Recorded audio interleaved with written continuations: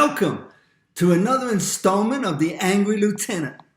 And I'm going to talk about why, in my opinion, the U.S. military is a socialist organization and why is that important to you as a junior leader. Now, as a disclaimer, this is my opinion. Take it with a grain of salt. As a junior leader, you need to be aware of your operational environment. And there are some great videos out there about that, and I'm going to recommend this guy right here. He runs a channel called Life is an Operation. Check out his video on understanding your operational environment.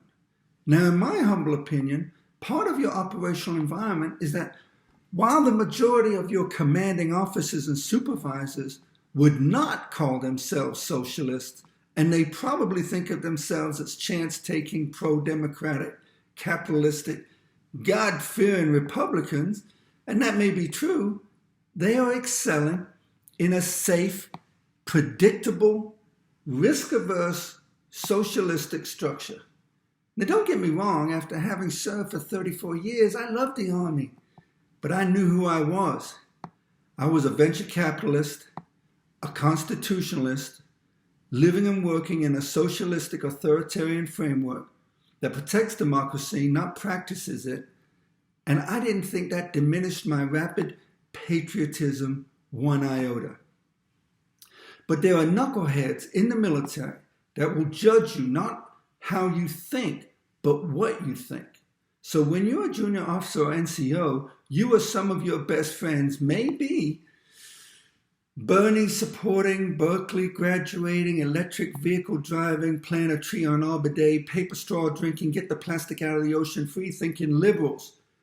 But just keep in mind that you may find yourself surrounded by build the wall, cut out food stamps, no free lunch, speak English, this is America, boy. You iron me, boy.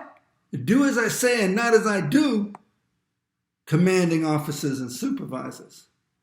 And by knowing your OE, maybe you're going to survive and have a great experience or make a career out of it and help others along the way. Now, oddly enough, by the time a general or flag officer or command sergeant major make it as far as they do, they usually become pretty objective and liberal in their thinking because perhaps it's possible they become humbled by the tyranny of consequence and the tough gray-hued decisions they've often had to make. But before I digress, let's get back to why is it so important to understand that how your bosses think and what they really are may be a dichotomy, and you need to be aware of that. So first, let's look at the top 7 reasons why I think the military is such a socialistic framework.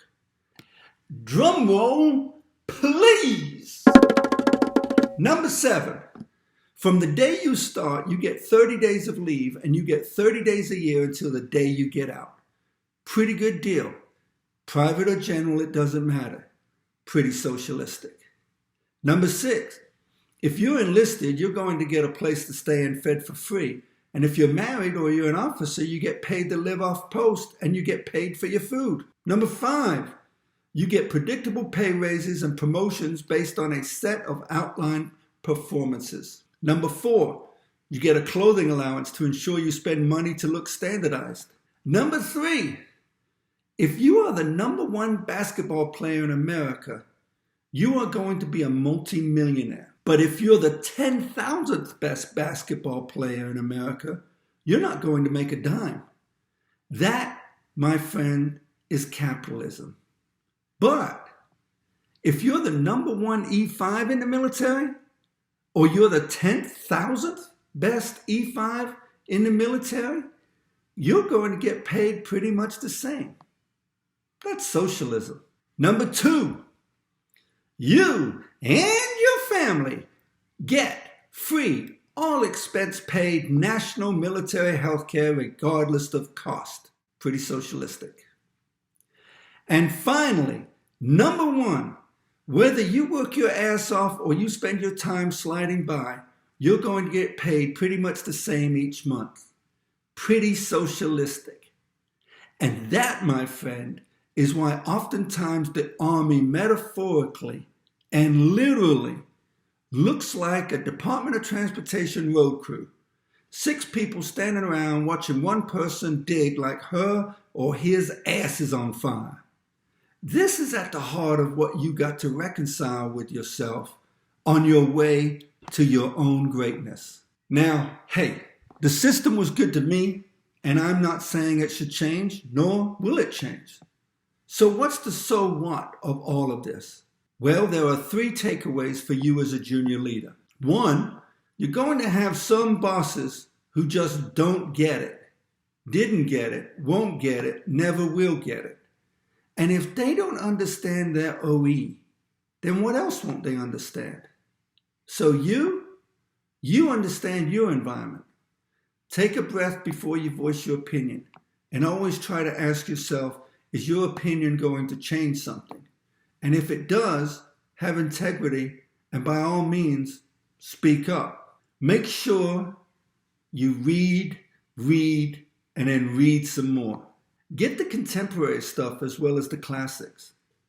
Don't just walk around like a pissed off mushroom. Educate yourself. Educate yourself to think. That's why dummies always walk around with a frown on their face. Earn your competency. Learn how to think critically. And finally, number 3, understand there is a natural friction between the military framework and the democratic ideals we defend.